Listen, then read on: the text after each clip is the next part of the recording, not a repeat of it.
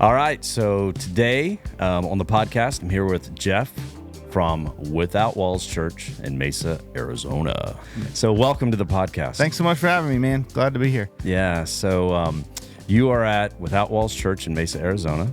Yep. And just give me a little feel. I don't remember exactly what your title is, what your role is.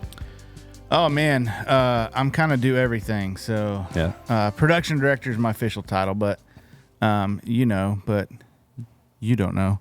My boss is my wife, and my pastor is my father-in-law. So it's kind of everything. Man, and then production director. Right. I'm just going to tell you, I mean, we'll get into it deeper, but that sounds really difficult. It is. I love you, babe. Yeah, we know you love her. That anyway, we won't go into that. There's some challenges there for sure, I have to think, but at the same time I would say it's probably rewarding as well. Yeah, it's good, man. It's been if I'm being honest, at the very beginning it was tough. Like there's getting to know like how this whole ministry thing works. Number one, I've never been in ministry. I was always a musician, but never been like in ministry. And then I'm married into this family, and so I'm having to figure out like, okay, what's it like to be a adopted PK or a PK or like whatever. And then fast forward, I become a production director, and it's like, okay, how do I navigate this, right? So I'd be lying if I didn't say that the beginning was difficult. And I think my wife and my family would agree, but rewarding is the perfect term. Like we've grown through things and grown through struggle and conversations and everything that now we look at it, and I think it's healthy. Yeah. And I think it's really important in any relationship, regardless if it's family or father-in-law or whatever. Like ministry, I think healthy and rewarding are probably the two top terms that come to mind when it's done right. Yeah. No, that's good. That's good. So, one thing I don't know a lot about, Jeff, we know each other. Yep. We met each other a couple years ago, a little over a year, half ago? 2022, almost about 2 years. Yeah. Chris and I are sitting in a hotel in Knoxville for an event, and this guy comes up and says, "Hey, do you guys work for Chauvet?" or something like that. Yeah, that was a really dumb question because you all had on Chauvet shirts. And I think at the time we were all like watching this lady get arrested out of the corner of our eye. Yeah, there was something going on there. And so that was crazy. Biblically, it was a divine appointment. It had to have been. And then your Uber didn't show up. Uber didn't show up twice. Right. And so we said, just jump in the car. We'll take you. Just get in the car. Yeah. Yeah. So it was an odd meeting, but it was a good meeting. No, it was good. Yeah. It was good. And so many blessings since, for sure. Yeah, you're welcome. As you would say, faux show. Faux show. Faux show. That's right. So, but what I don't know much about, and where I'd like to start, is where did you grow up, and kind of what did childhood look like for you? Man, I grew up in a small town called Amiana, Alabama, the tiniest town there is. I think when I left, there were like 5 red lights. Last time I was back, there was 1. So it's kind of going the other way. Yeah, scaling down. I don't even know, like 7,000 people probably. Super small, hour outside of Birmingham. So country, farming and one city school, like super, super tiny. I moved to Birmingham, went to college there. I actually had a full ride scholarship to the University of Alabama for music. Did not take it. I felt like I was supposed to go another direction. Ended up going to culinary school. So I went to graduate culinary school. I was a chef for like 12 years. Still in church, but I was always a musician. So I was never, behind the board per se, behind the booth, that kind of thing. I didn't know production at all. I was always a musician. I did some work in Nashville and did some studio stuff for a while. Played in church. Started going to a larger church plant in Birmingham with my brother, Church of the Highlands, Griffin. Shout out. He's not my brother. But I don't know. You guys could be related. Yeah. Yeah, we could be. But anyway, moved to Birmingham, started doing that thing. And then, after that, like I said, I was a musician, and I went to a conference, played drums for this conference, and felt God calling me to a leadership academy in Colorado. So I grew up Christian home, Christian parents, the whole thing. I would say like it was very strong, but I wouldn't say like we didn't have those conversations of like, hey, God's telling me this all the time, right? Yeah. I was sitting at a coffee table in a large church in Colorado Springs, and I felt the Lord like push me, nudge me. Hey, you need to do this leadership academy. Keep in mind, I was a chef. I was living a cool life, right? Doing all this stuff. I had just taken vacation and go do this conference or whatever. And the church that I was at in Alabama had the same leadership academy. And I was like, okay, cool. I'll look into it like when I get back. And the Lord was like, absolutely not. Like, you're supposed to be here now. In Colorado. In Colorado. Okay. I'm on 2 weeks of vacation. Like, that was it. I'm going back to work. I've got an apartment, like, all this stuff. I was back in Alabama. Right, in Alabama. And I'm like, all right, God, like, okay, well, let me look into this. So long story short, I looked into it. It started in 2 weeks. Had no money to pay for this thing. Like, no, I don't know anybody in Colorado. It's cold. Like, I literally knew nothing. I said, all right, God, like, if this is you, then you got to figure it out because I don't know how. I called my mom and I said, yo, Mom, like, I know we don't talk like this a lot, but God's telling me I need to pack up and move to Colorado. This thing, it starts in 2 weeks. And I remember my parents never questioned it. They never were like, My mom was like, all right, let's do it. So I was going to ask you, because if you didn't grow up having those types of conversation, yet you call your mom out of the blue, hey, I went to this conference. I feel God's telling me this. Right. This is a conversation you've never had. Like, it's interesting because you just said it was like that wasn't a big deal. It's like, okay, let's figure it out, right? Right. And, you know, like, I don't think my mom and I have, I could be wrong, but I don't recall a time that we ever had another discussion about that discussion, if that makes sense. Yeah. So Okay. I never asked my mom, like, hey, was like God talking to you then too? Like, I just assumed that God was probably already talking to her Right. in some form, or maybe he wasn't. Maybe it was just like he dropped it in her gut. Like when I said this and I was like, hey, Mom, like, this is what I got to do.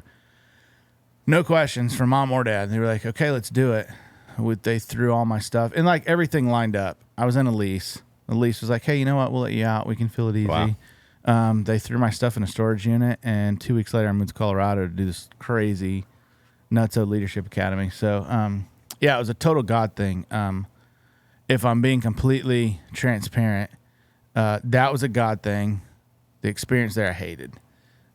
There's a lot of things that kind of happened in that time in my life that some of them had nothing to do with me. Some of them did, but I would say nothing enjoyable came out of that, if I'm just being completely honest. Like, there's a lot of like mental, whatever you want to call it, like it just wasn't enjoyable overall, right? But I always say like I got one good thing out of that was my wife. So I met my wife in Colorado Springs. Okay. So were you guys at the same academy? We were at the same church but doing two different things. She was doing something called School of Worship, and then I was doing this leadership academy. So we like crossed paths, and we actually crossed paths. She hated me. She couldn't stand me. It's funny. We had this place, and not much has changed, but no, I'm just kidding. We had this place called the Whoopsie World Prayer Center, and they had this daily like prayer thing, and I thought she was a smoking hot bombshell. So I went in this prayer center and like followed her without her knowing it, and I'd see her come in the door or whatever, and we were walking around praying, like doing her thing, and then I'd like make my way to walk in front of her, and like I'm just praying with like one eye open. Thank you, Lord. Thank you, Lord. And I tell the story now. She's like, I never saw this. And I'm like, well, I'm glad that it worked. So I spent, I don't know, all this time trying to get her attention. And if you don't know my personality, I'm just out there, and it is what it is. And some people love it. Some people don't love it. So we were in this. I love it, by the way. Yeah, sometimes. But you have to admit, you walk away a couple. I'm not dumb. There's some times where you just go, but yeah, I mean, most of the time.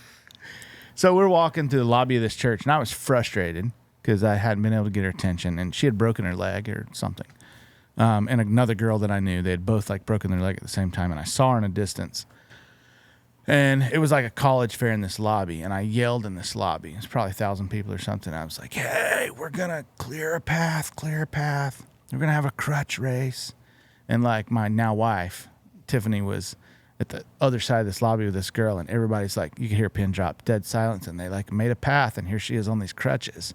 And she just turned and went the other way. So it didn't She wasn't work. going to play the game. That didn't work out either. Yeah.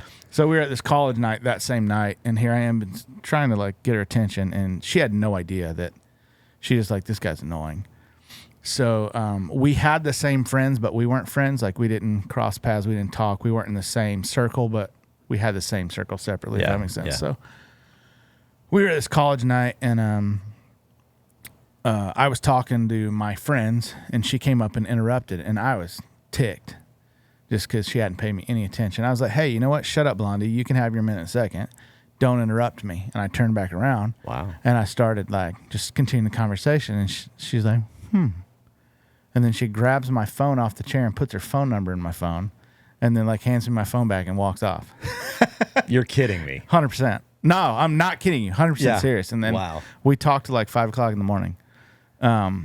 Did you ever address why she didn't participate in your crutch race? Sure. She thought I was an idiot. Okay.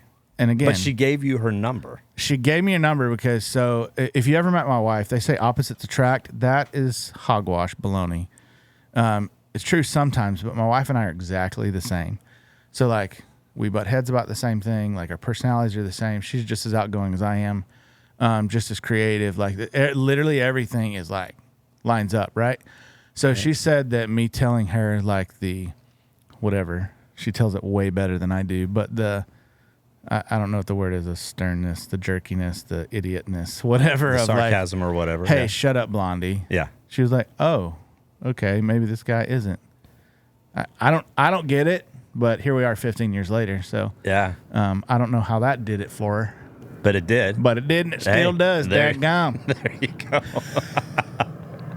So I want to pause there for a second. So you've met Tiffany in Colorado, but I want to go back just a little bit. I really want to know who you were, what your environment was in like high school. So I know we've already went beyond that. Right. But like, what did you do in high school? Were you in the band? Did you play sports? Were you as outgoing as you are now? Was there, I mean, No. Okay. I mean, I've always been kind of a goober, but I was a mix of a little bit of You're our goober though. Yeah. Yeah, I was a mix of like band nerd / athlete. Like I wrestled in high school. Okay. Played tennis in high school. Wait, you were a wrestler and a tennis player? Yes. That's kind of a band guy. And a band guy. Yes. Played drums, I presume. Yeah, I played drums. Okay. So I was kind of all encompassing a lot, and I just sucked at school. Okay. So I didn't graduate. Got a GED, good enough diploma.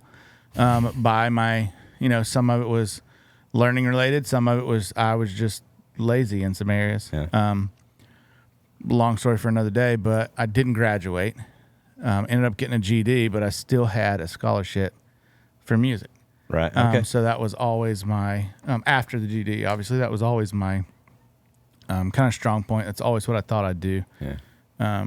Always what I thought I'd see myself doing. So environment wise was, band nerd, garage band on the weekend kind of thing. I played drums at church from, I was probably like 6 or 7 when I first started. Like I'm talking again, town of 7,000 people. Yeah, they didn't have much to choose from. Like I was kind of it. So yeah. I don't know if you knew this or not, but you and I did not wrestle. I did not do tennis, but I was in band. I played the drums. Oh, right on. So I have a question. Marching band? Yes. And jazz band. And jazz. Okay. Likewise. Yeah. See, we've got a lot in common there.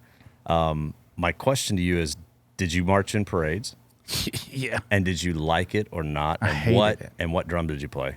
I played a lot. So I played number 1 bass, number 2 bass, number 1 snare. Never played tenors. Okay. That's pretty much it. And jazz bands. Okay. Drum kit. I'm right there with you, dude. Yeah. I mean, I actually enjoyed. I think I enjoyed the marching band, but I think it wasn't that I enjoyed marching because some of the parades are long and drums are heavy. Right. But I think I enjoyed it just because of the experience. Like that was my team experience. I did not play sports. I loved to lift weights, but because I wasn't an athlete somewhere else, I couldn't compete in weightlifting. As you can tell now, I also quit doing that a long time ago. But yeah, exactly. But I enjoyed it. So anyway, sorry, rabbit trail. Yeah. But there's a connection there. I don't know that we've ever talked about. So yeah. I mean, band was cool. I wouldn't say I was like in love with it. Yeah. I really enjoyed it, but I think I enjoyed it because I saw it like a means to go to college. Okay. My parents always busted their butt. Like they were always there for what I needed. Everything was always provided. They were loving, support everything, but I didn't grow up like loaded. So, Right. College was like, hey, we're going to have to figure this out. So that was never really told to me. Like they would have been over backwards for anything I needed, but I guess I just always saw like music as like, okay, this is a means to an end kind of thing. Yeah, it's going to get me out of this town. Yeah, it's going to get me out of town, get me into college. It'll pay the way, right? Yeah. But I fell in love with cooking. I honestly don't remember how. I think just from like watching Food Network, What through that process of culinary school, what's your favorite dish that you learned how to make that you still to this day love to make that I'll say most people wouldn't have at their house that they would prepare? That is a really loaded question because I am married to the pickiest person on earth. Okay, well, just for you, like, me, what's the one thing that, because we're foodies. I mean, we talk about it a lot. I got one. And this is probably too simple, but it comes to mind because I know I'm really good at it, and I know my wife loves it. It's tomato soup. Okay, that's like simple tomato soup from scratch. From scratch, like. So when you make that, potato peels off, right? Peel the potato. The outside. Tomato. I said sorry. It's different. They are totally Fruit, different. vegetable. Exactly. Red. Yes. Well, I guess orange if you do sweet potato. But anyway, tomato. Right. Peel it. No. Oh, you leave skin. Roast the whole thing. Wow. Throw it in the oven. Roast the whole thing. So it's the easiest thing. Like I've mentioned before, my wife can't cook. Like she could make this. Yeah. Hint, hint. Yeah. She can make this. It's that easy. So I've got a question for you then. Tomato soup. Yeah. With a T. With a T. Tomato soup. Tomato. Sugar or no sugar? No sugar. Wow. Okay, because I grew up today. I would not eat it that way just because of my own dietary decisions. But growing up, we always put sugar. You want to know why? Soup. I'm really gonna throw you for a loop. Come on. 5 cups of balsamic vinegar and tomato soup. Wow. Yeah. Never heard of that. Never. And probably laugh. Most people are like, that's disgusting, but don't knock it till you try it. It's good. My picky wife can vouch. She will kill a gallon if I let her. Like, it's that good. Dude, I would bathe in it. Like, I'd fill the tub with a straw, just like one of those swirly straws on the side. Jeff, I know you would. I know you would. That's why I'm laughing about that. But you're going to have to make that for us. I will. Next thought leader. Awesome. Tomato leader. Okay. Well, let's go ahead and get back to where we were at. You met Tiffany. Met Tiffany. In Colorado. After the crutch race that didn't happen. That didn't happen, but she gave you her number. She gave me her number. You guys talked till 5 a.m. So the next few months, there was a lot that happened. I'll give like high level. That's another podcast. But the Leadership Academy I was part of, we did this thing called missions training. They did this like whole 2 a.m. kidnapping training kind of thing. You didn't know they're coming. So we talked till like 2, 3 o'clock in the morning. At 3:30, I was quote unquote kidnapped for this training. Okay. So she had kept me up all night, and then I was dropped in the mountains of Colorado for 2 weeks for this like insane, crazy training thing. So I didn't see her for 2 weeks. Probably didn't really even know she existed for 2 weeks. That's how nutso this training was. There's kind of a lot of things that surrounded it.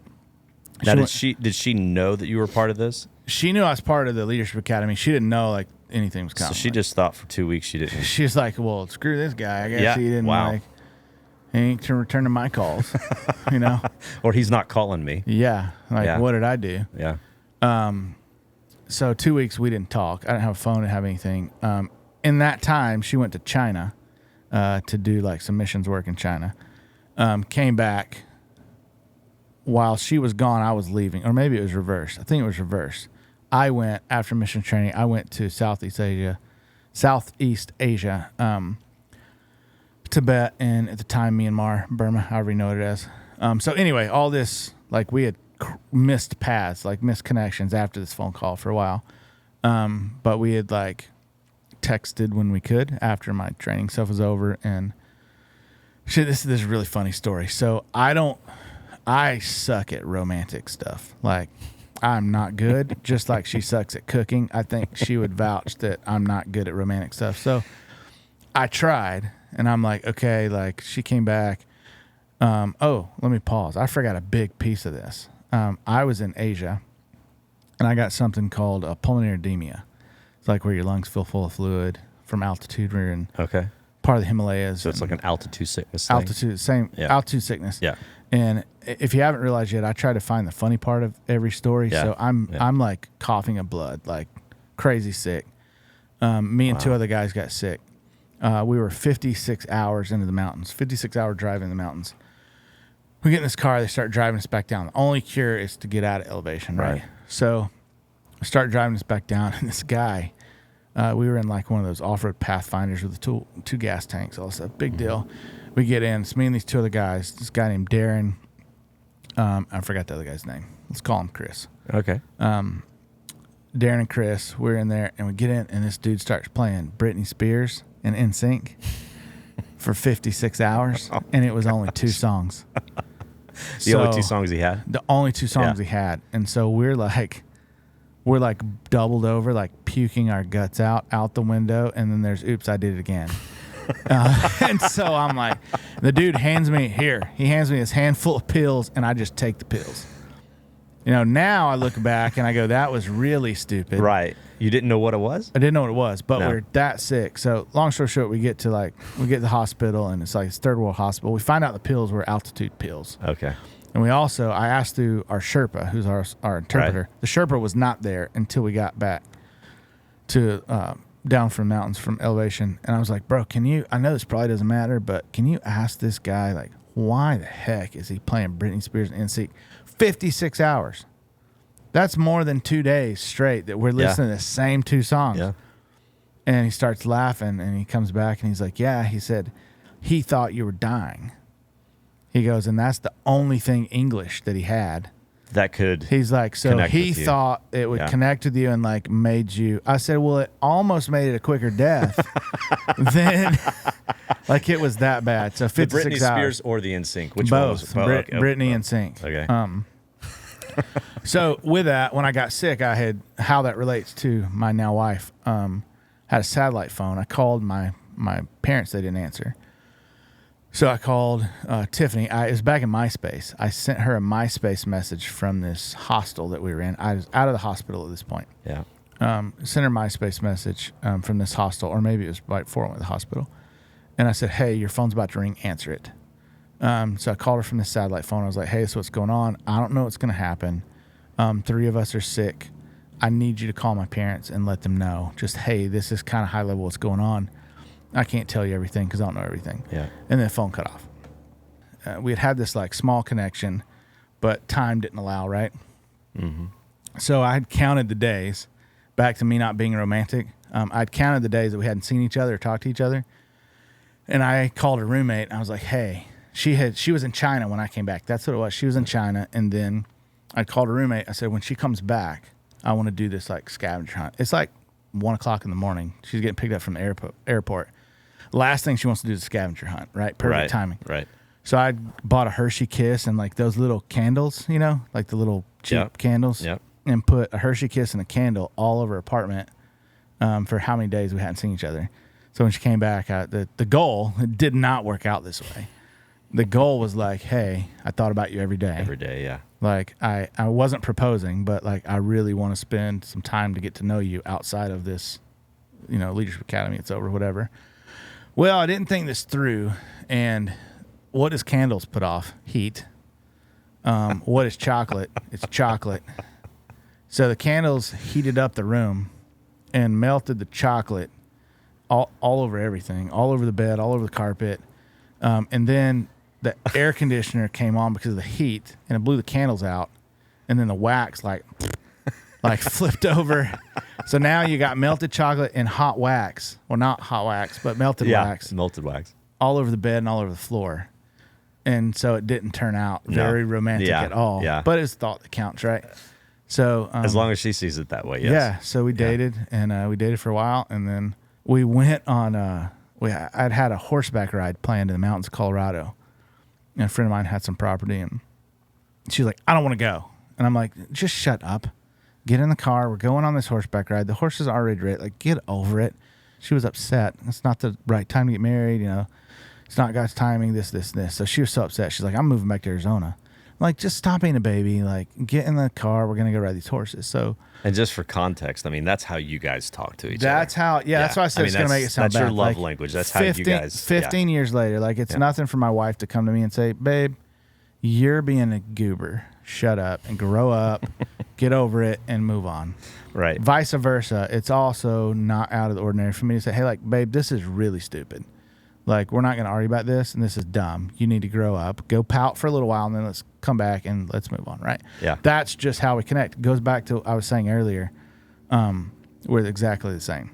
Yeah. So we went on this horseback ride, and I had written this, like, really cheesy poem, and I had a ring in my pocket, and I was going to – we disagree on the little bit of end of this, but that's fine. She doesn't always have to be wrong, but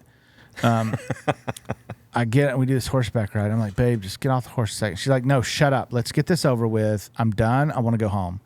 I'm like, Tiffany, get off the dang horse.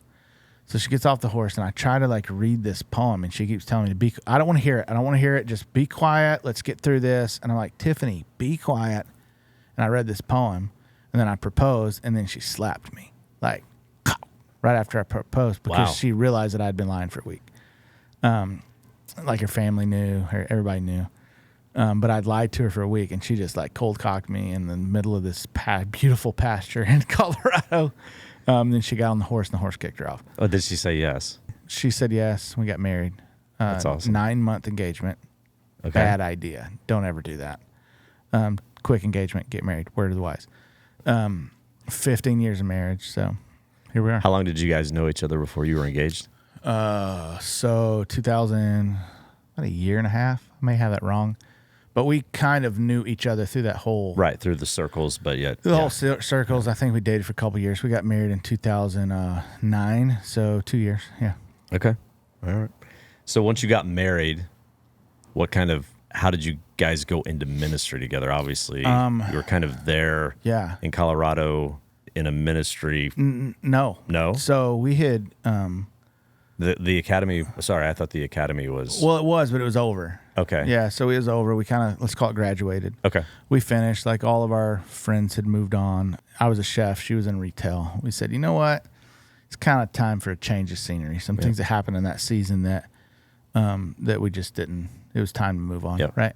Yeah. So some opportunity opened up in Arizona, which I had actually said, I will never move to Arizona.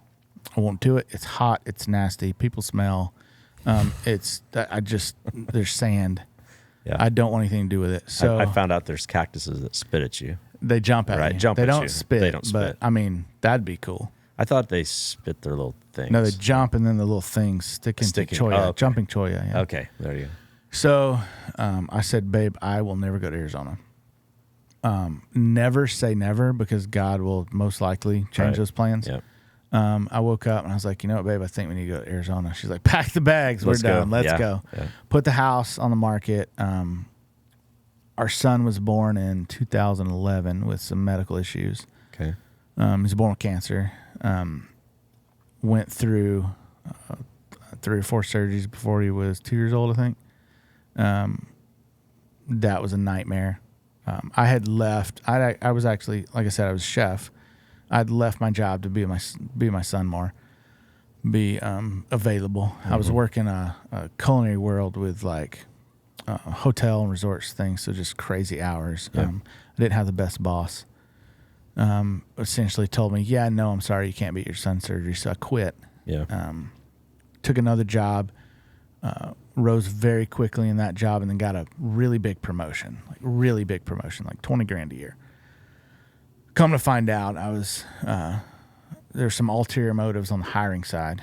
That job lasted 4 months. I was fired with my son with all these medical issues. Right. I was fired by a text message on December 26th while I was in New York City with my family for Christmas. That was kind of again, brought up in a Christian home. I understand how God works. That was the start of seeing God work. Had he not already, I've seen what he did in like Leadership Academy, but that was the start of like seeing God work in our lives like I've never understood in my entire life. Like tangibly. Like, holy crap, this should not happen. I'll put it this way. My culinary resume was very deep. I should have just been able to snap and get a job. 35 resumes, not one phone call. A company called, I won't name them, but they make those little fruit carvings that you can buy and give to friends. You know? Oh, yeah. Yeah, they're the only ones that call back for $8.25 an hour. That ain't going to fly, right? This is in 2011? This was 2000. This would have been like 2012. Yeah, okay. 13 maybe. 2013.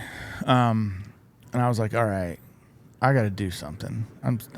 My wife's working at the church, her parents' church, smaller church at the time. I'm like, all right, I got to do something. I have no money. I had $4.33 in the bank. And obviously we had support and this kind of thing. But I'm the leader of this household. I'm a dad. And I'm not supporting this is how I'm viewing it. Yeah. I'm not supporting my family. I can't. I went to Target.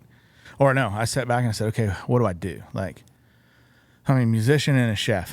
Neither one of them really make money at all. Right. The most steady gigs in the world, right? Right. And I can't get a job.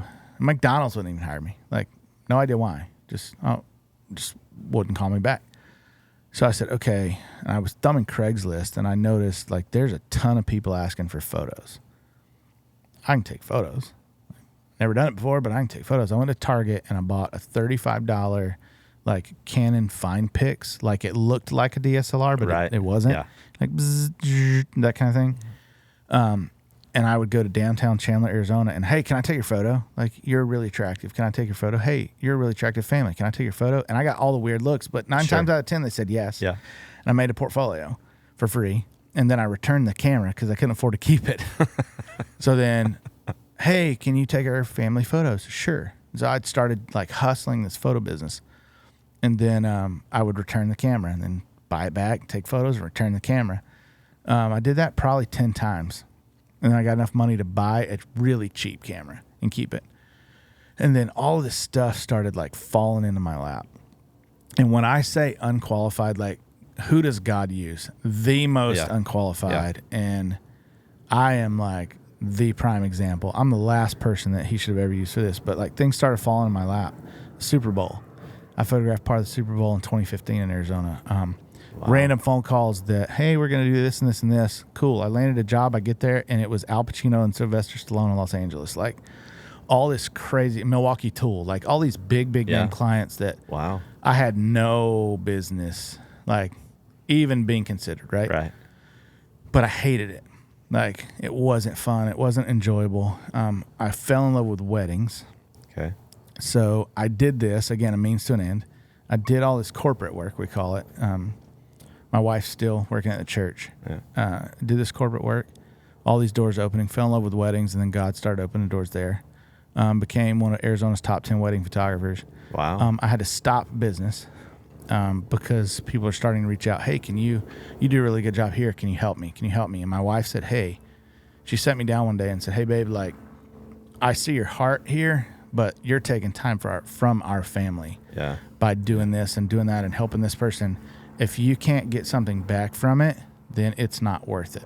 So I had to make the decision of like, okay, I'm going to cut my business in half and I'm going to turn the other half into education. Well, let me stop you for a second. You split your business in half? Split it in half. And what was... I turned the other half into education. Education. Is that your education? Or no, specifically educating. It's probably a better term. Okay.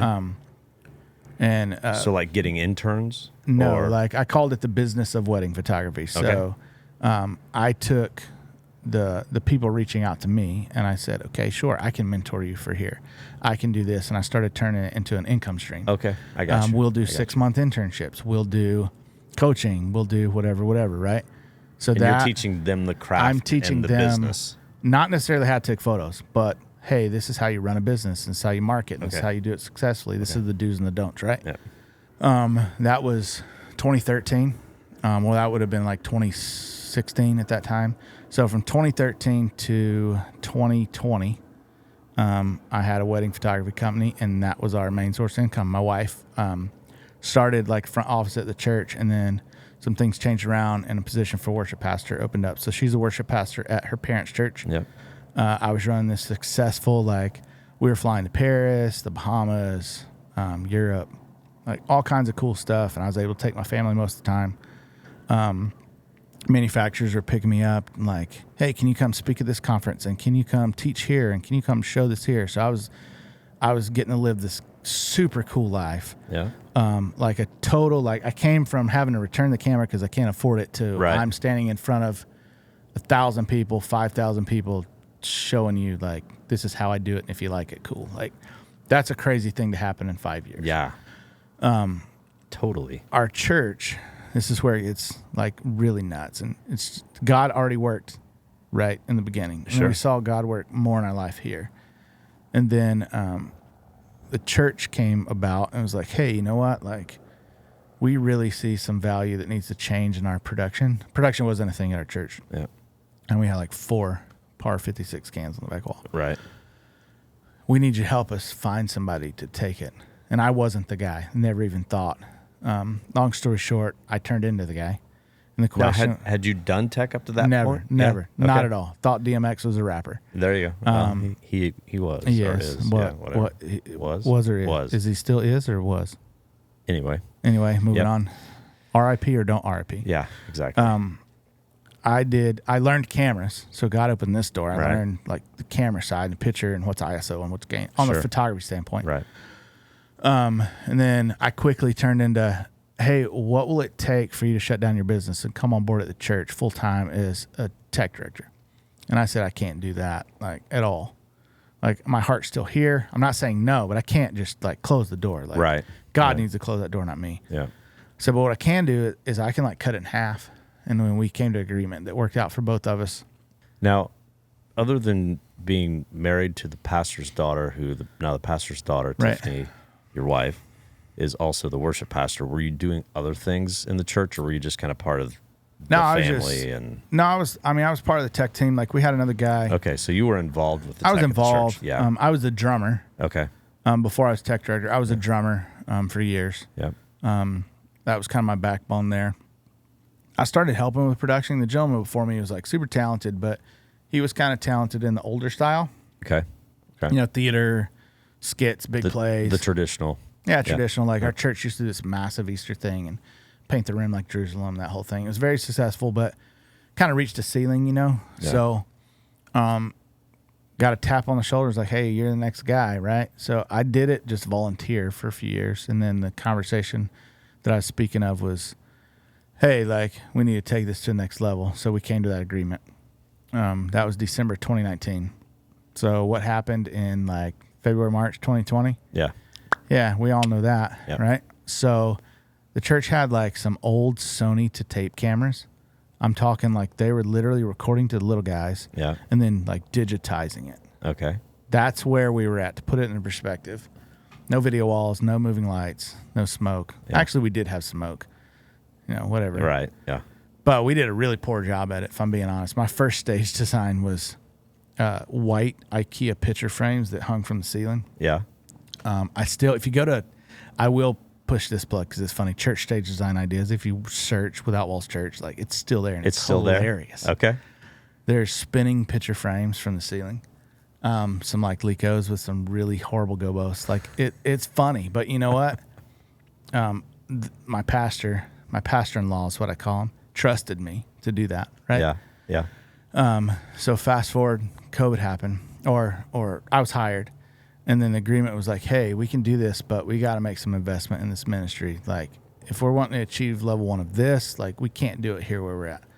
So we made some investment in some cameras, and And that was you telling them, right? that was me telling them. I don't like to use the word telling, like, hey, you're going to do this or I'm not coming. Like, that wasn't what sure. it was. It was like, hey, here's where we're at. Here's where we're at. Here's where you're wanting to go. And you're asking me to get there. This is what we need to do. This is what we need to do. Like, this is a requirement. And if we can't do this now, I totally understand. Now's not the time for me to come on board. And Pastor Ken always talked about, like, man, and this is him speaking, like, man, I feel in my gut like God's telling me to pursue this meaning digital ministry. And there were 1,000,001 churches already done it. They're already before us. But for speaking for us, like, God's telling me to do this. So he took a step of faith and did it. In December 2019, we had nothing. Like, we had no online presence. Right. We just basically pushed play. If 2 people showed up, that was great.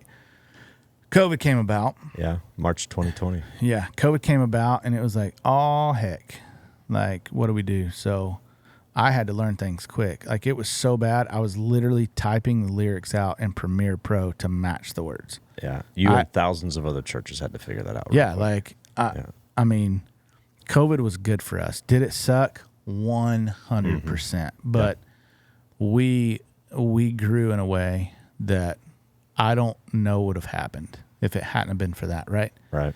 And, there's a whole nother conversation with COVID, and all that's irrelevant. But I'm talking about the inconvenience pushed us to a place that we had never been before. And I had a team that had developed, and, like, they got it, and, like, hey, you know what? Let's do this. Like, we kind of stunk at it then, but we were great at it then. I got you. Yeah.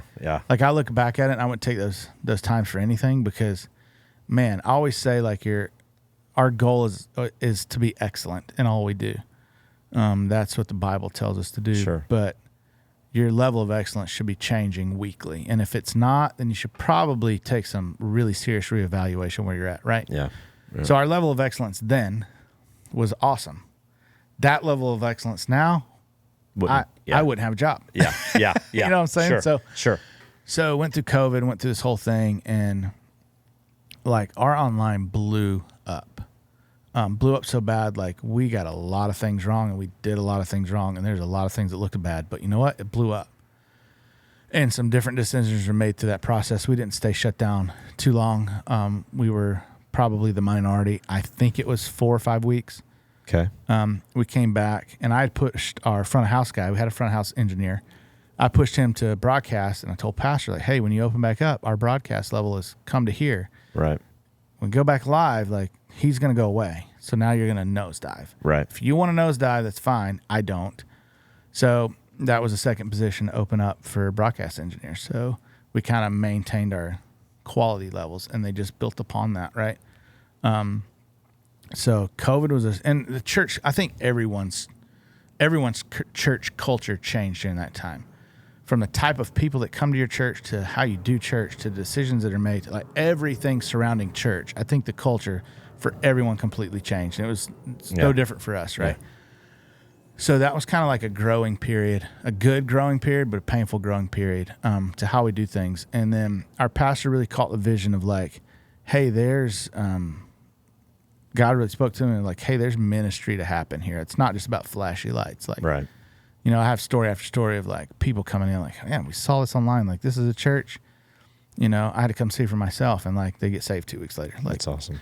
So just story after story of, like, and our pastor was like, okay, like, I listen to God, and, like, we're doing this, right? So we continue to kind of make changes or improvements or, investment in one form or another to take our online as a priority.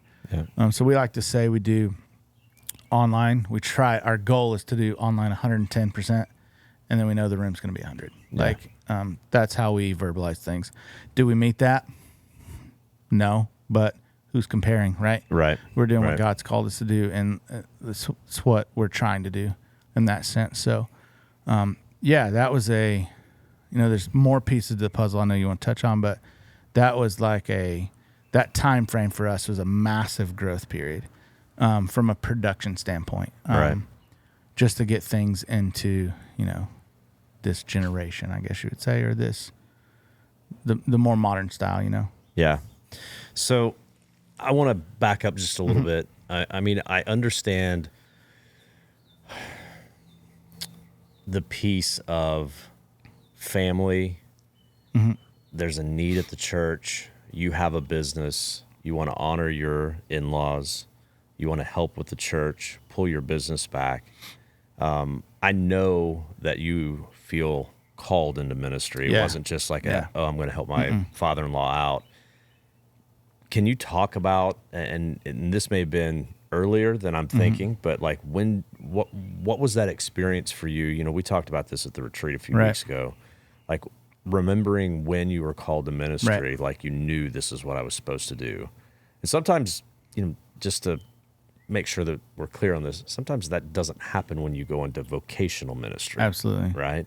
So I mean, dive into that just a little bit. I knew that I was called into ministry a long time ago when I was a kid. Yeah. Like, I didn't really know.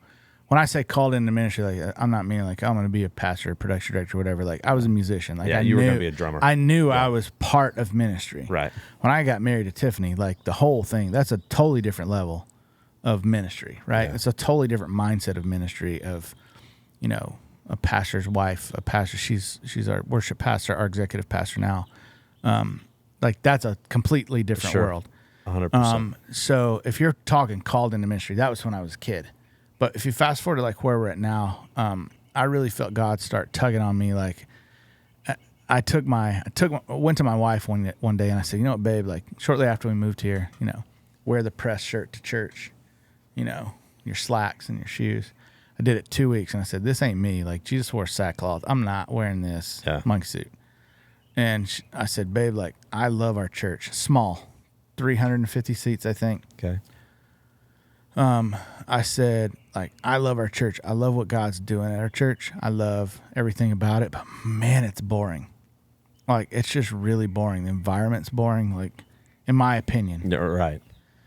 And she's like, well, I'm not the one to talk to. You talk to my dad. And I'll say this, like, Pastor Ken, pastor-in-law, he's the most kind-hearted, understanding, helpful, generous, gracious, and I could go on type of person.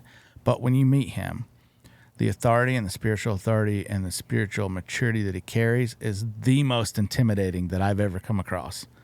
Okay. And that's with anyone. Yeah. Anyone has the same opinion. So I'm sitting here shaking in my shorts going, you're nuts. I'm not talking to your dad, right? So I asked him to lunch. Well, again, there's that double layer. Yeah. It's your dad. It's my father-in-law. Intimidating. And it's my pastor. Right. Right. And there's a third layer of like respect. Like, I suck with words sometimes. You know this. Well, you don't suck with words, but your words sometimes are different than how others would say it. Yeah. So I suck with words. I sat down and I think it was probably word vomit. I don't remember what I said, but I was like, you know what? I told him the same thing, like this and that. And I love this and I love what God's doing, but man, it's boring. Well, what's boring? I mean, the environment, like, it's just drab. Like, God's not boring. I have a phrase y'all probably heard me say, like, God's not weird. Stop making him weird. Like, yeah. God's not boring. Like, it's just not. Like, why does this have to be? Why does the world have to have all the fun? Like, why does the world have to do all the cool things? Why can't we do the cool things to worship Jesus? Yeah. Like, that's just how it registers. And I kind of felt this stirring of like, that's where my mind was at, right? Right. And he goes, do something about it. And he wrote a check, $4,000 check, and pushed it across the table and was like, do something about it. And I was like, wow. What? And he goes, you're the one complaining about it. Like, do something about it. I'm like, all right. And that's where the whole picture frame thing came in. Right? Yeah. So that time, like, I said, all right, like, there's something here, Lord. Like, I don't know what to do, but I can figure it out, you know? And that's, to this day, that's my mentality. Like, I'll tell you I can do something. Can you do this? Absolutely. I may not be able to, but I can figure it out, or I can surround myself with someone who does it a lot better than I. Yeah. That's kind of a strength of mine, and it's a strength of mine to this day, a strength of mine then, right? So that time was like when I really felt called into ministry, like, okay, this is going to turn into something, right? And I was still running a business, which I'd never predicted I'd run that business either. So I say our life is a Lifetime movie. Like, just so many things have happened that, like, we shouldn't be a part of, but we are. So God ordained, and you just have to be willing, you know? So that was the time that I really felt like, all right, not when I got married, not when I'm going to be a part of ministry because. Right. But now this is like, you know, this is what it is. So you knew you were you were in ministry and you married into ministry, Right. but that's when you felt like, here's my purpose. That's what I'm here for. This is Yeah. my lane.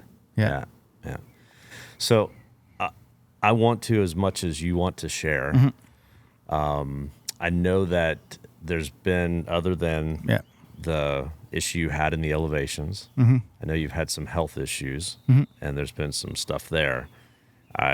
Whatever you're comfortable talking about, I'd love to dive into that a little bit.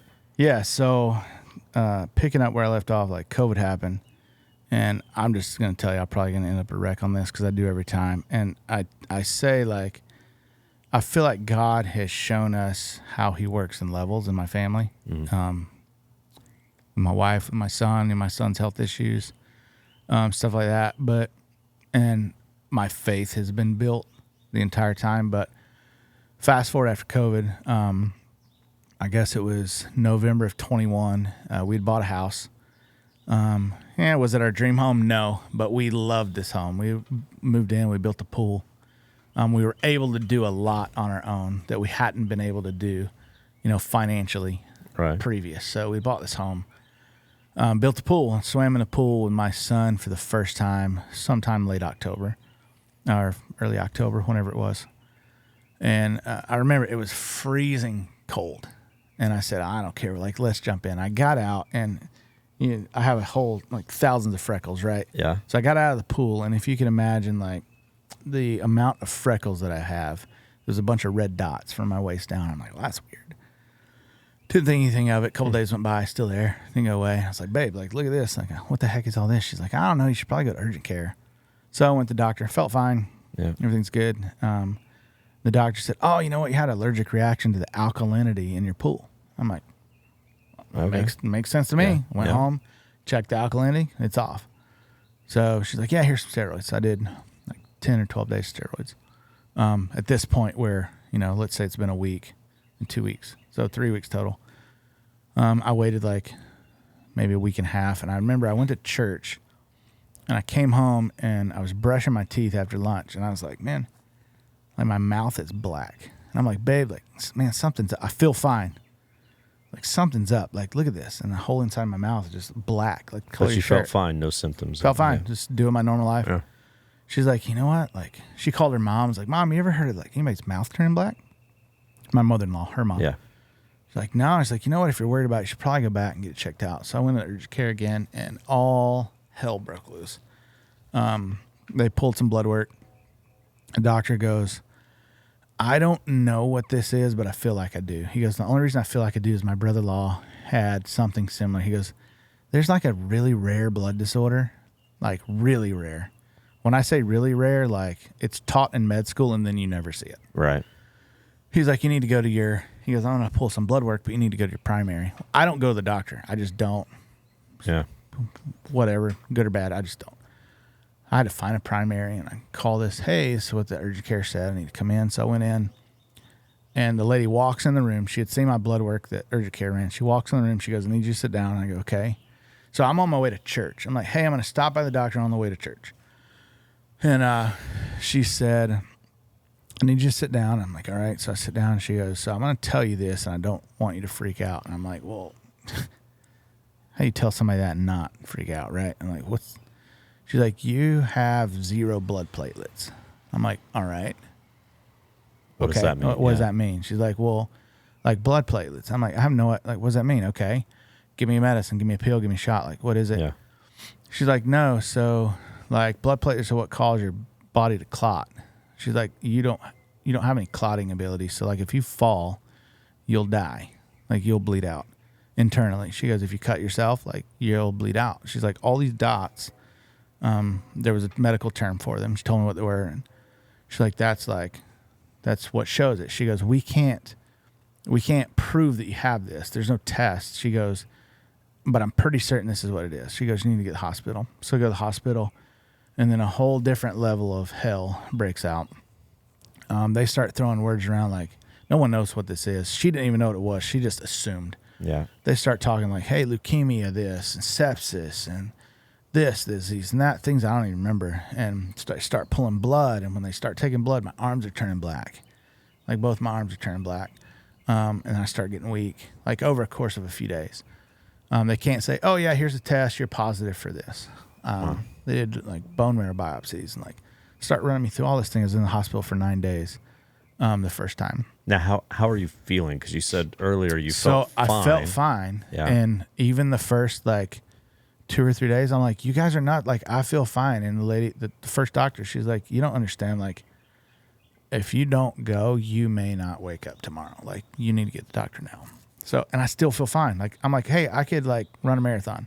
Yeah. Probably couldn't because I'm fat, but you know what I'm saying? Like, yeah. Like, I feel, what are you even talking about? And then slowly I start like feeling worse. Like, my feet are cold one day. Well, that's weird. My feet are never cold. I can't feel my fingertips. You know, just different weird things that started happening. So things just started coming on. Yeah, coming on. And, you know, some I can share, some I won't. And they're doing all these tests. Oh, now you're anemic.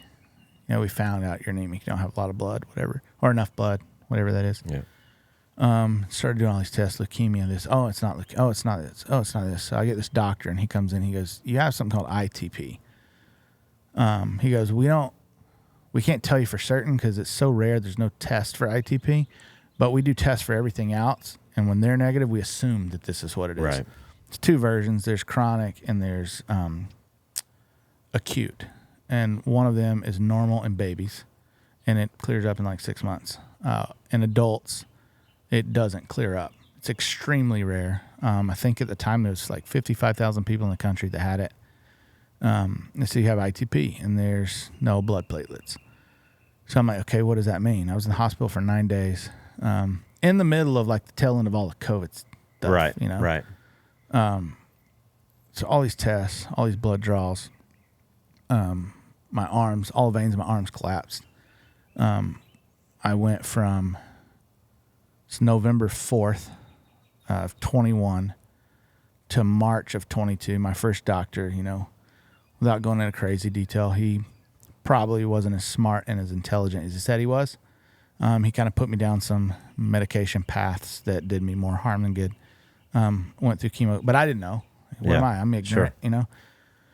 Went through chemotherapy, and God, I have so much heartache for people that go through that.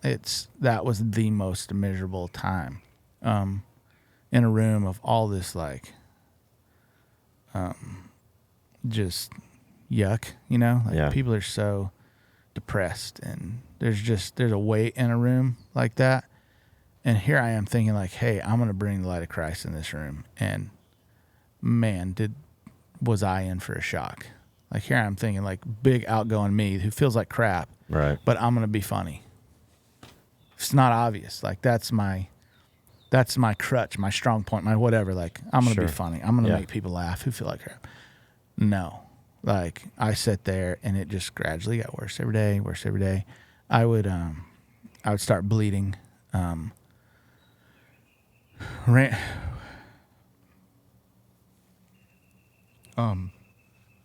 Affects everybody different. For me, it was my nose. I would bleed for like 25, 30 hours at a time. Wow.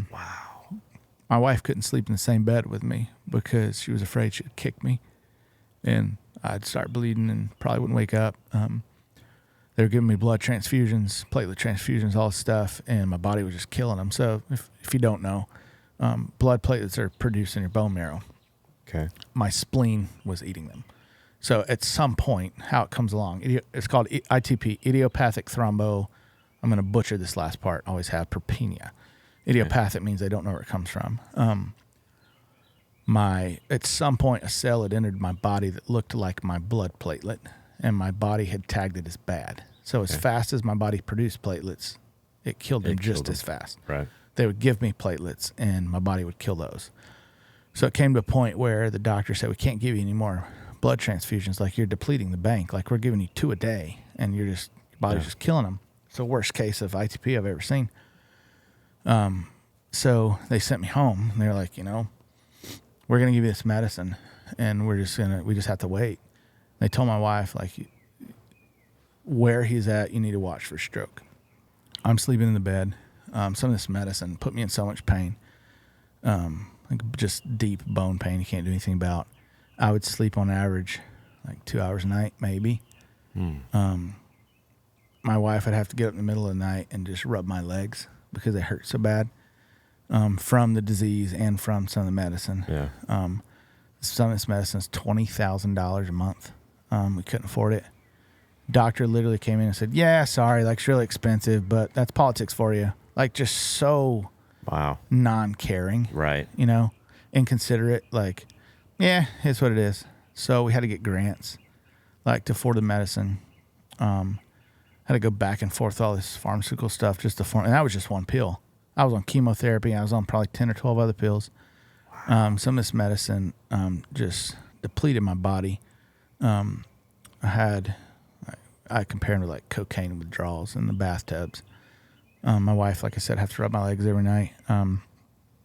We couldn't sleep in the same bed, and it was like clockwork. Every Thursday, I'd be in the hospital again.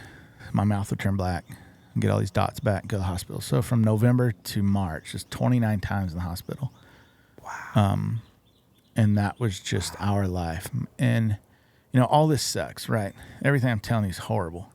But the worst part about it is I would start bleeding and I couldn't stop it. And I would get angry. I'd get angry at God. I'm like, God, why?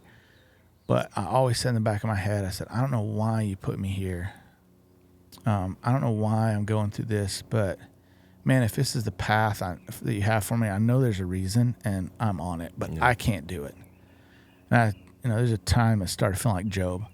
And why am I even here? Like, Right. I'd rather be dead. Like, I don't want to deal with this. But then I'd click over and like, God, like, I don't know why you have me here, but I know you give me the strength to get through it. So my wife and I hadn't had a date. I couldn't walk. I try to make light of things. So I should have stayed home probably, but I always said, well, I'm going to piss the devil off a lot more if I'm at least sitting at church than sitting home. So, I mean, was it smart? No. I would go to church on Sunday. I would sit in the chair. I couldn't lift a camera, couldn't lift a cable, couldn't push a fader, couldn't talk, couldn't do anything. But I did it. Yeah. We hadn't had a date in probably 5 months. And I said, we're going to go on a date. I got a little bit better. Let me pause there for a second and throw a whole nother kink in the story. My dad was in the hospital. He'd gotten COVID. He was 100% disabled from Vietnam War. Some other health issues that are pretty severe. Yeah. My dad was in the hospital. I don't, everything that happened, I don't recall how long it had been at that point. But it had been a long time. Total, he's in the hospital 68 days. I couldn't talk to my dad. I told my mom, I was like, I can't talk to Dad until I can at least fake,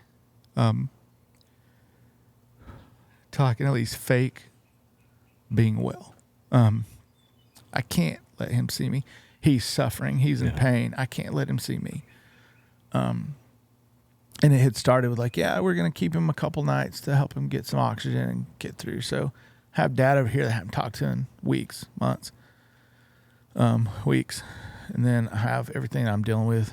We went to go on this date. And my wife was in 20 minutes away. And I said, I'll meet you there. And I left and got 1 mile from our house. And I started bleeding again.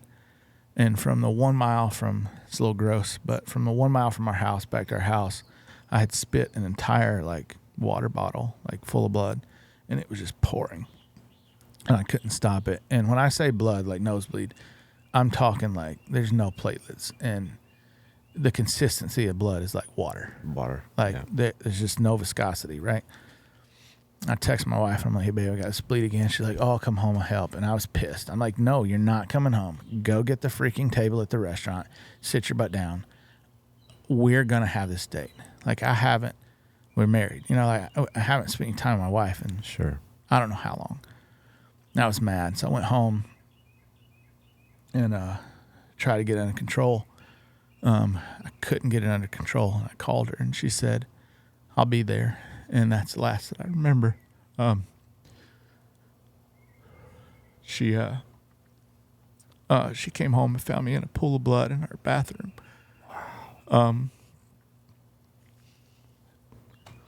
Sorry. No, you're fine.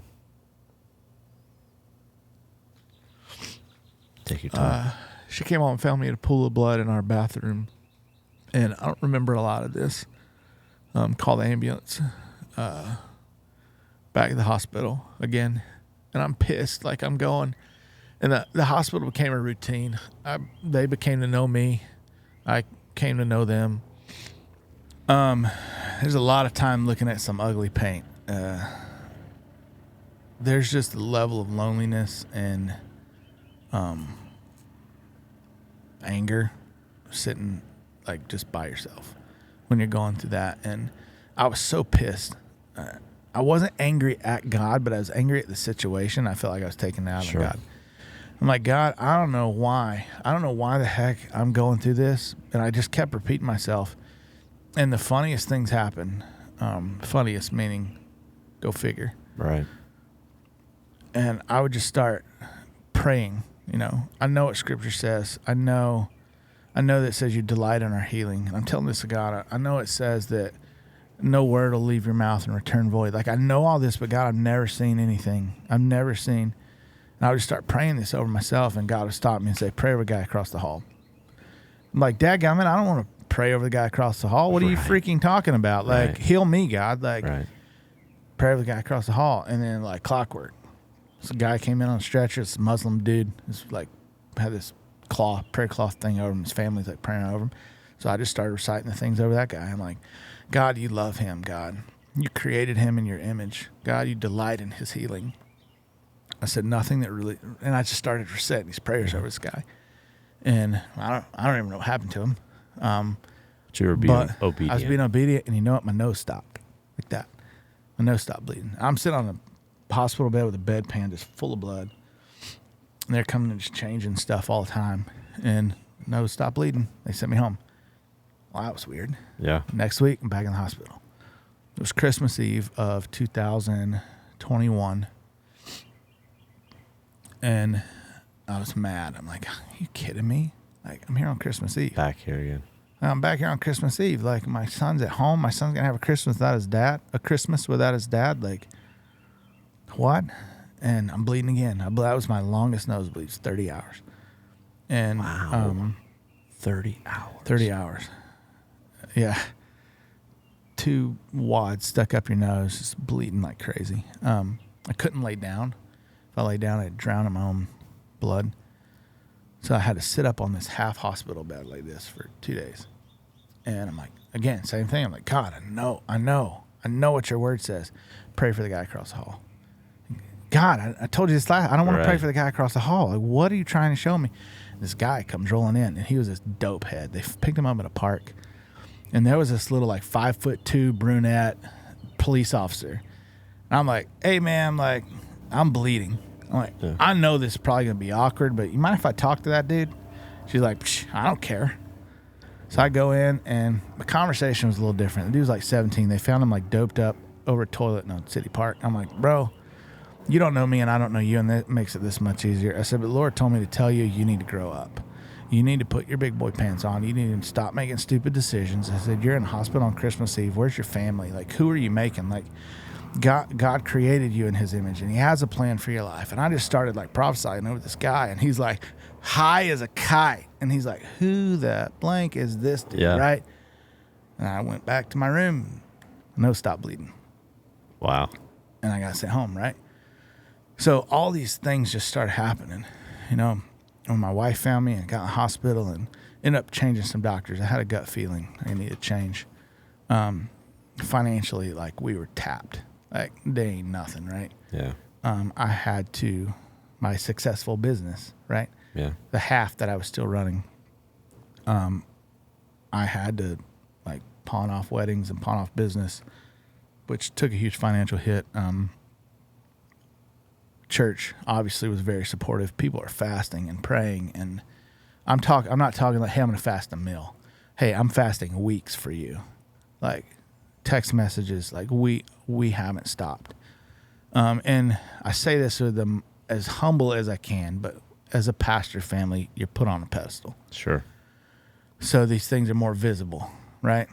So, and that pedestal can be good, and that pedestal can be brutal. Shaky. Yeah.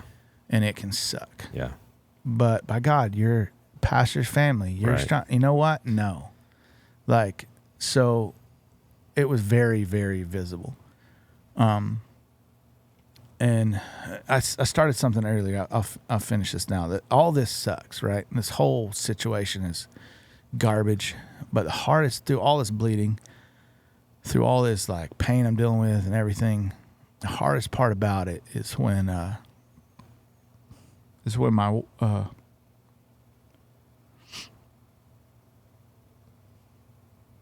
when I have to leave and go to the hospital, my wife would have to go in and clean up my blood. And my son would have to see all this. I would take the pain 1,000 times over for them to not have to go through that. Yeah. And here's my son, he's 12 now, so he's like 10 at the time.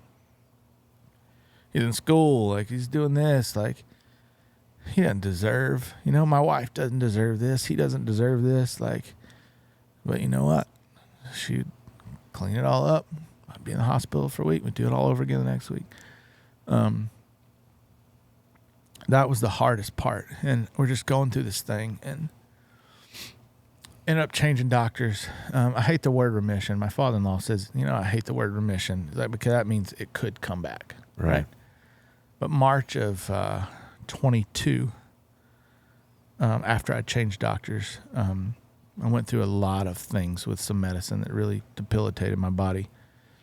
And March of 22, my new doctor said, hey, you're in remission. And okay, well, what does that mean? So the average person is supposed to have between 150,000 and 450,000 platelets. I had 0 for 28 days. Then I was hovering around 5,000. That's still garbage, right? Remission for me meant I was at like 20,000. Still way off, but I'm not going to kick over dead. I still can't walk. I still have to take all these drugs. I still have to go through all these treatments. Some of these treatments, man, if I showed you the photos, you would flip. But they would take 8 to 10 hours of an IV drip. So I'd be sitting in this room twice a week, once a week, whatever, taking these IV drips. And they were keeping me alive. I hated it. But you know what? Hey, it was one step closer to the end. Right. And went through all this stuff. And then that was March. So March, April, May, June, July, August. There's this worship band I like called Red Rocks Worship, and they have a song called lyrics go, all I have to do is start singing, all I have to do is start praising your name, battle is yours, battle is yours. And I get up early by choice. I was chef for so many years. I woke up early. Now I have the wonderful privilege to go to church early for work. So I get up early, had all the windows down. I'd just been blasting this song. Loud as it'll go. I kind of live like out in the suburb. Not a lot of people up that early. I'm just blasting as loud as it'll go. I'm like, battle is yours, battle is yours. All I have to stop singing. All I have to do is start singing. All I have to do is start praising, battle is yours. And it was just week after week after week. And I went, this was August of 22. I had this routine where I got in my car. I would, again, not smartest decisions. I should probably be at home, but I piss the devil off a lot more if I'm not. If you're right. Yeah. Yeah. This is what I love to do. When was I called into ministry? Like, you're not going to stop me from doing what I love. Right. Stubbornness, whatever you want to see it. So I would hobble to the car, which I could show you. I'd hobble to the car, and I'd hold onto the roof, and I'd sit my coffee cup in the cup holder, and then I'd like fall into the car. And I'd start my car and I'd drive my 30 minutes to work. And I'm just singing the song, singing. And then I'd get out and I would push myself up out of the car and I'd grab the roof and I'd lift myself up. And I'd hold myself and grab my coffee cup and I'd hobble into the church. So I've been doing this, singing this song. So August 31st of 2022, I pulled up to the church 5 o'clock in the morning, a few minutes before 5. I had gotten in my car, hobbled in my car, fell in. Sing this song. All I have to do is start praising. All I have to do is start singing. Battle is yours, battle is yours, battle is yours. And I'm talking like at the top of my lungs. I don't care who hears me, right? Yeah. And I've been praying the same prayer. I'm like, God, like that day, I remember it. I said, God, I know what your word says. I've prayed this time and time again for the last year. I know your word says that anything that leaves your mouth won't return void. I know your word says that you delight in our healing. I know this, but God, I've never seen anyone healed. I'm almost 40 years old. I'm 39 now, so I was 37, 38 then. I've never seen anyone healed. But you know what? If this is the path you have for me, I'm on it. I just can't do it by myself. I drove to church, opened my door, and not thinking about it, I got out of the car and I stood straight up. And it hit me like a ton of bricks. And I went, holy crap. And I kind of like wiggled I wish I kept the security footage of that day. Yeah. I like wiggled my feet, and moved my back a little bit. And I was like, man, like I don't have any pain. Like I bent down, I got my coffee cup. I was like, whoa, like normal. Like nothing hurts. Like I had strength. I had strength in my legs. I had strength in my arms. You know, people say different things. I've never heard the audible voice of God. God doesn't heal. He doesn't do anymore. Baloney. Like I verbally said, God, what is going on? And as clear as day, I heard, my son, I've healed you. And wow.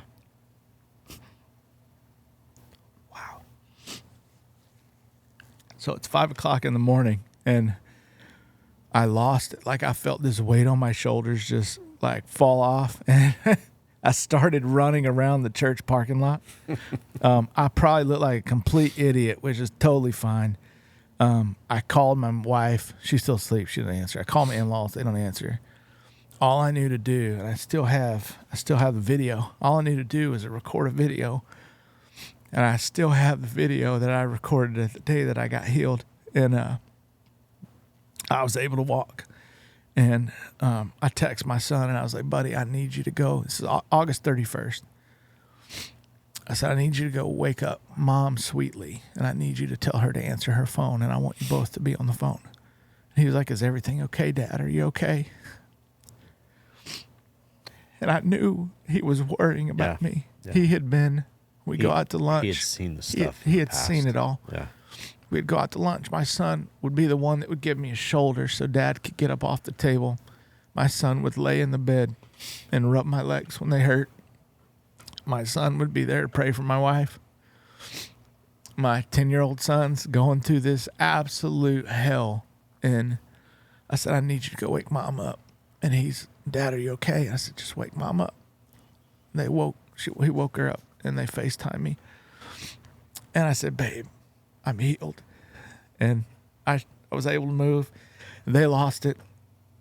I called my in-laws and I told them what happened. And sorry, the next part's going to scare all you Baptists, but I spent the next half hour just walking around my church, just praying in the Holy Spirit and speaking in tongues and thanking God for what he did. And literally for 45 minutes, an hour, hour and a half, I don't even know how long it was.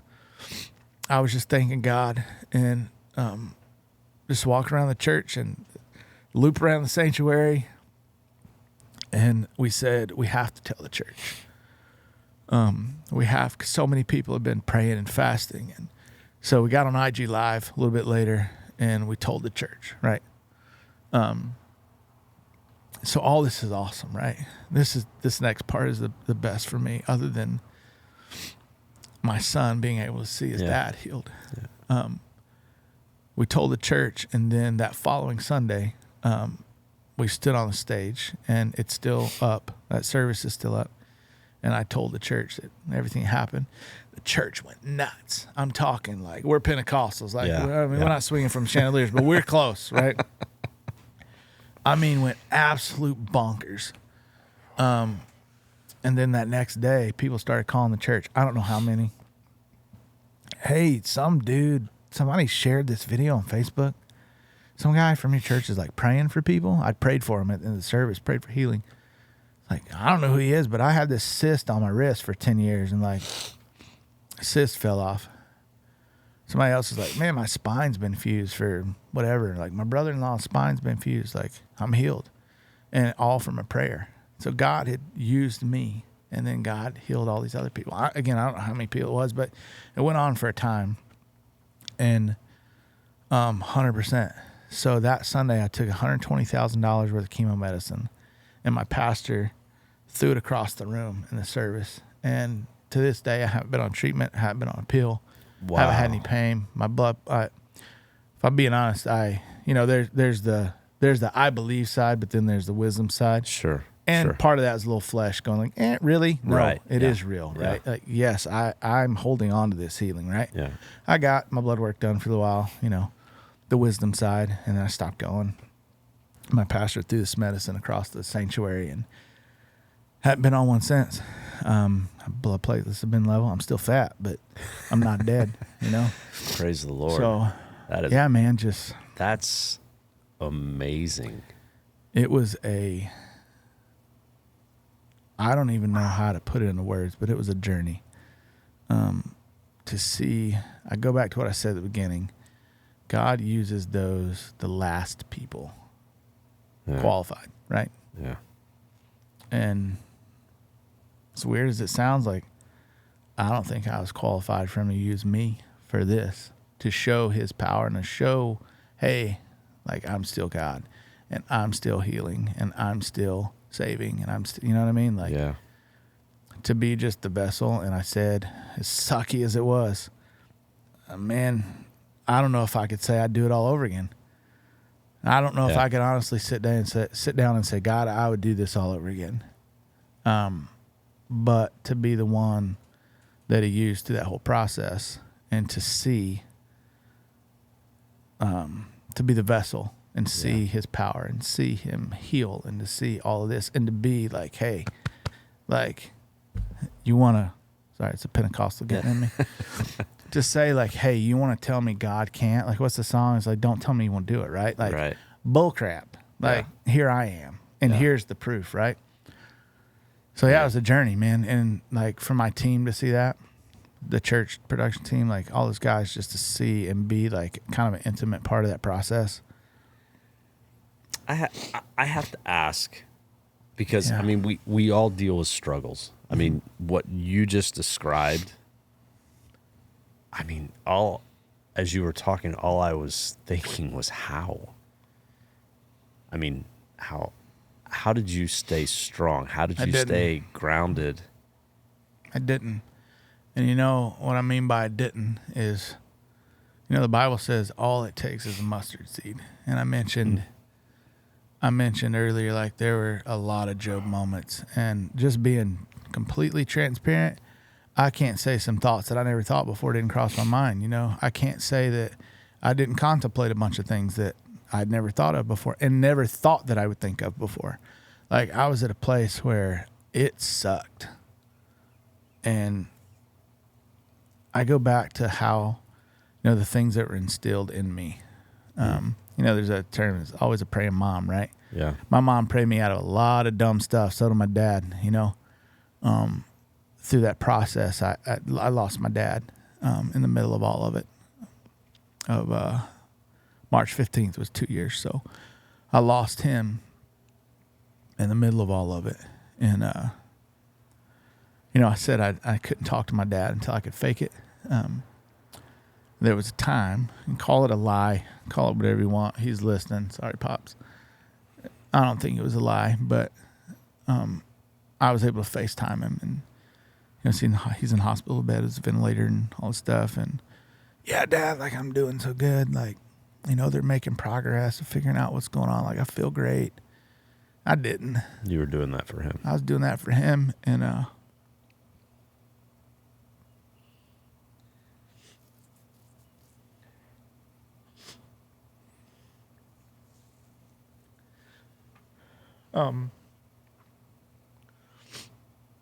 my dad died the next week, and I feel like he stuck around long enough to see, like, his kid was okay. Yeah. I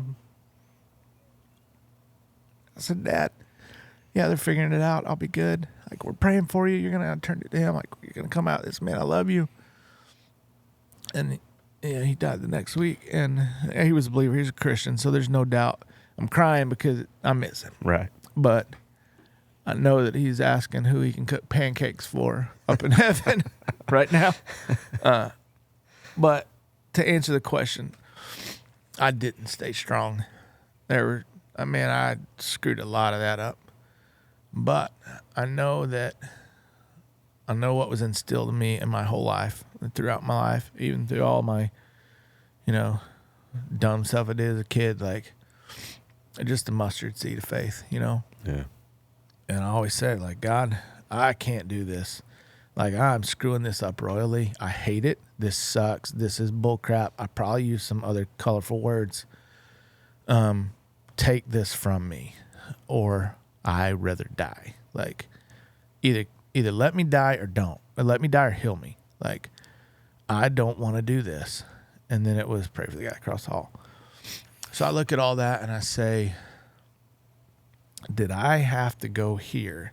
And was it only because I was willing for that guy to hear a little bit about Christ? Was I? I don't know. I probably never will. You know, one day when I get up there, but I don't want to overanalyze it, but I just want to simplify it and say, like, what was I willing enough that God said this is the only way that he's going to hear about Christ? Was it? I don't know. It could have been. Yeah. And I think those times gave me enough faith to go on another day and to hate it another day and to say, you know, God, here I am again. It's going to happen today. Like, am I going to heal? I knew in my gut somehow I would come out of it. I didn't know how. Yeah. But I knew that one day, I knew it wasn't forever. Didn't care what the doctor said, like my family. Like, I knew, and I think my wife knew, and even in the midst of like, this sucks and we don't see the end of the road, I think if we saw the end of the road, then the path might have been different. I don't think God could have used me. Let me rephrase that. I don't think I would have been as willing. Yeah. Through that process. So I think getting up every day saying, God, I don't know when this is going to end, but until it does, like, I'm here and I can't do this. I think some of the most powerful words sometime in this perspective is I can't. Some of the weakest words are I can. I can take care of myself. I can figure. Sure. I can do this. But sometimes you just got to say, you know what, God, I can't, and I'm not going to play like I can. And I think that's what got me through it. Didn't give me this whole overwhelming, like, kick in the pants of strength, but it's just enough to get the next day.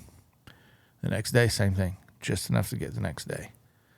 And that's for my wife, that's for my family. You know, my pastor-in-law is fasting and praying for me. The whole church is praying for me. Like, I think there was a lot of learning, and I think there was a lot of, like, grace, and I think there was a lot of, like, wow, right? Yeah. But I think that's probably the answer to it is just me saying I can't do this, you know? Wow. I mean,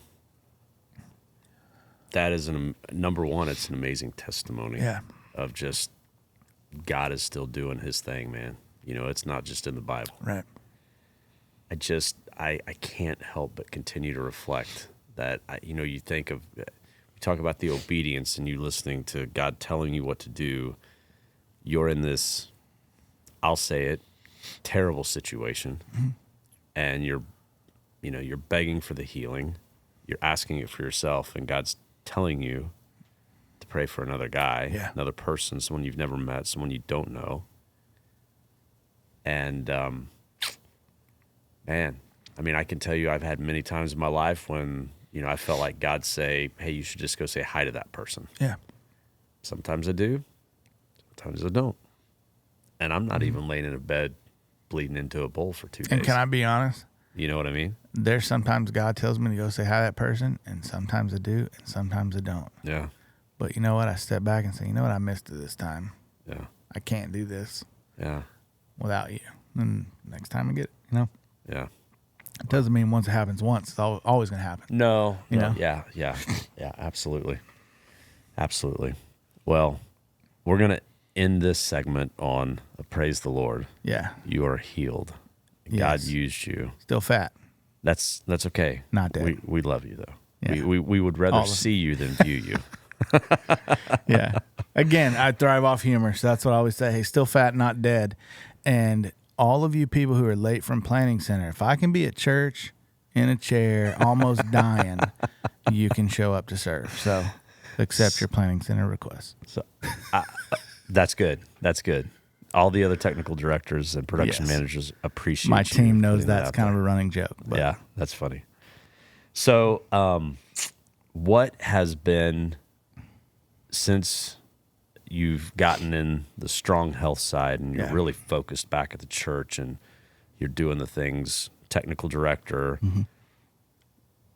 I mean, what does that look like right now? What has that journey been from the healthy side? We don't need to go back into Right. through that challenge, but now that you're back in the game and you're learning the stride, Right. you're building the team, you're doing the things.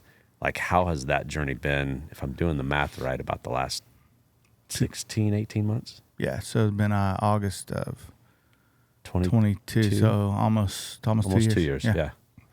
Man, it was so my health and COVID, all in those things. There were a lot of things that got paused at the church. Sure. So fast forward to the health side, to the other side, let's Yep. call it, right? Yeah. It's been freaking busy and crazy. Like, still seeing God move in a different way, in a different environment, right? Some projects that got paused for one reason or another, on the healthier side, they got paused of COVID, and then they got repaused from health, right? Sure. Those got picked up, a couple years ago. And when I say probably, I'm not talking, I'm painting a couple walls, like redoing all of house lighting, redoing all of PA. Like, I've seen some of the pictures of Yeah. before, and yeah, it's nuts. So I would say the first like 6 to 10 months were just like, hey, let's play catch up. There was so much grace through my church and everything to kind of go through that process. Now it's time that I need to kick it in gear, and we got a lot of things we got to work on, right? So with that, finishing what we started kind of thing. But also, like, we're so different in the way of creativity, or I like to think that we're different in what God's doing is what I mean. In the creativity way, and like kind of how we structure and how our team, when I say team, production, worship, whatever, like how we move within a service, right? So like seeing God do what he's doing, which at our church is healing, is bringing people to Christ, is like that next level, right? Is like the what next mentality. But then being able to be a creative resource and move creatively within that and take our level of excellence to a different level every week. So yeah, your worship sets aren't 3 and no, and they're offering not and 3 and offering and done. Yeah. There's nothing wrong with that. That's just not how our vision for church that God's given us. That's not how we do it. You could vamp for 15 minutes. One song could be 15 minutes. So a worship set for us can be 30 to 45 minutes. In all honesty, there's been times, so we don't do midweek rehearsal. Story for another day, but we don't do it. Our band's kind of expected to come in, all volunteer, mostly volunteer for those of you that are going to ask. They're expected to come in Sunday being 95% there. Know the music and kind Know of the be music. ready. And if it's a new song, come in a little earlier kind of thing. But man, there's times where like we start rehearsal at 8 a.m., 8:15, and like our rehearsals aren't like, cool, boom, let's do the bridge and the chorus and the turnaround and go home. Like that's our rehearsals are, we're going to go through it. You are worshiping. We are during worshiping through the, rehearsals. yes. And we're not practicing worship. Like, Right. Yeah. we're not practicing the performance. Yeah. Yes, you perform how you practice. Yes, there's a level of rehearsal to that. You're almost preparing for worship, right? Yeah. And we're, how do you practice something that's not genuine, right? Yeah. So there's sometimes our rehearsals, and yes, there's like, hey, that sucked. Let's change this. Let's change the key. Sure, Let's sure. alter this. Oh, we've done this song for 17 years. Let's do it different. Let's get creative. Like there's all of that happens within that. But you know what? There's sometimes where we show up and the Holy Spirit has a different plan. Our practice starts and it doesn't stop. Yeah, you've told me that. And we get to You go straight into service, right? 9:15. We're supposed to be done. We open doors 9:45. Sometimes we get to 9:30 and we go, I don't know if we're going to be done. And that falls on my wife's shoulders to kind of really lean in and make that call. Sometimes she says, you know what? We're not going to stop. Open the door, start the stream, and we just go for it. Our host will go live and say, hey, you know what, guys? It's going to be a little different today. God's been moving to our worship team this morning. God's already here, and God's already doing things. We're just going to jump right in, and whatever happens, happens. And then we just take it. That's awesome. And sometimes that can be 8:15 in the morning till noon, Yeah. 11:30, Again, that's not every week. It's not happening all the time, but it can. And, we give the space. And you're not surprised when it does. We're not surprised when it does. And the coolest thing for me, there was a time where like I had to run cams or I had to do switch or I had to like whatever, right? The coolest thing for me is to see a team who I can step back and when those things, whether it's that or whether it's something else, to see a team that can just pivot and still present the gospel through a video, through audio, through lights, whatever it is. Yeah. Distraction free and to the best level of excellence that we're capable of now. Like to step back and see that happen, man, that's icing on the cake. So good, right? It's icing on the cake. And to be a part of that process from the ground up. And man, again, I'm the last guy that should be doing this. Like I was just willing. Yeah. DMX is a great rapper. Just to be a part of that. And don't get me wrong, like I've educated myself and I'm not to the level of some of these guys, but I'm just willing. And I do a great job at surrounding myself with people who do it a lot better than me. And to just give God the space to move and to let us move creatively, to present the gospel in a different way is, man, that's what it's all about. That's what I have a blast doing. And to see a team to be surrounded by a team and see that kind of process pan out is super dope. Yeah. Yeah. That's awesome. Well, we are on the Thought Leader podcast. Right. Is that what this is? And yeah, that's what this is. And I'm curious to know, shortly after we met, which I was trying to think, that was November, and that was 22. Yeah, so... And I'm putting the whole timeline together, and I don't know that I know some of what you shared, but I don't know that I knew that it was that, like, yeah, 2-3 months. Yeah. Wow. Yeah. I mean, anyway, you've been part of Thought Leader. Yeah. I mean, shortly after, you just jumped on the platform, and I know you got in maybe at the end of that season or the first part of the next season you jumped in. Some crazy guy named Griffin, I think it was Griffin and Walter. Wow, that was your first group? That was the first group, and the same group I'm still in. Wow. We should have probably got you in another one. I'm just kidding. Probably. I'm just kidding. Sorry, Pete. Pete actually added me to his, and I don't think I've ever shown up.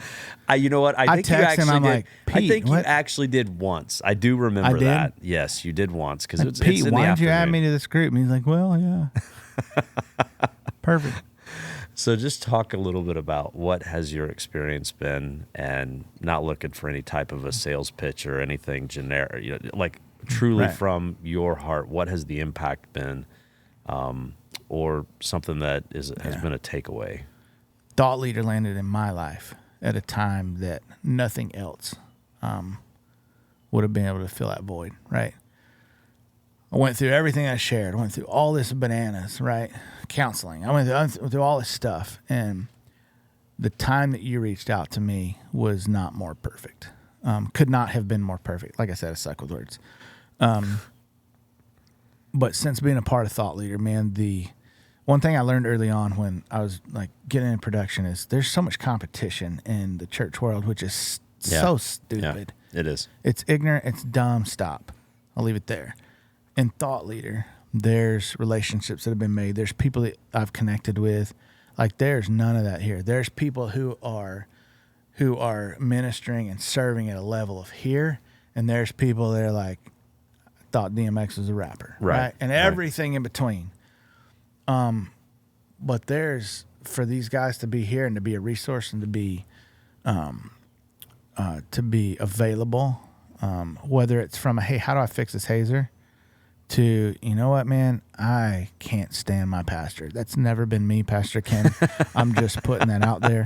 And it really hasn't. No, it has not. But there have been those conversations like, you know what, I'm having a really hard time with XYZ. Yeah. I cannot get behind this. So to see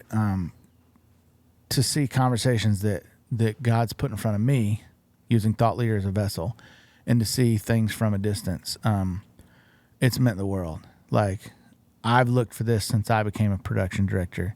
I've looked for the family. I've looked for the connection. I've looked for the resource. I've looked for the relationship. And quite frankly, I've looked for the time sitting around the fire just to shoot the bull. Yeah.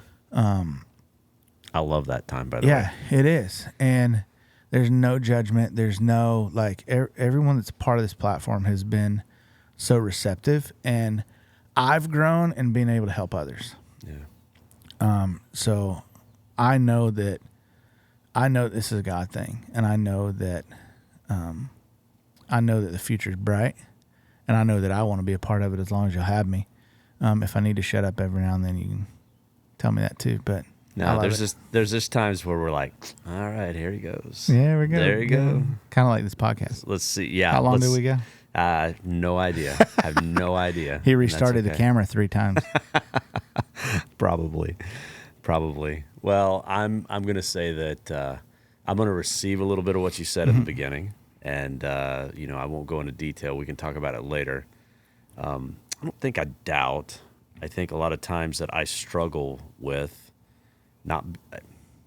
the obedience side isn't an issue for me. It's knowing that the resources are there. And and maybe that is doubting a little bit that God won't provide those resources. Right. So maybe sometimes I do try to figure it out a little bit too much before taking a step. Right. I'll work on that. Yeah. I'll pray on that. I'll pray about it. I'll pray for the guy in the other room. Pray for the guy in the other room. All right. We probably do need to wrap this up, man. I want to ask one question that we do like to ask a lot of times. Knowing now today, with everything you've been through, if you could go back and talk to your 17, 18-year-old self, what would you tell yourself? 2 things. Haley was crazy and Tiffany's coming. That's the first one. And the second one is you don't know it all, and that's okay. That's good. Yeah. That'd probably be the one I land on. You don't know it all, and I still tell that to myself now. Hey, I don't know it all, and that's all right. Yeah. Yeah. I would say tell yourself to stay grounded in your faith, but I think you did that. Yeah. I think you did that well. Yeah. Thanks for taking the time, man. Thanks, man. Love you, dude. Glad to be here. Love you guys too.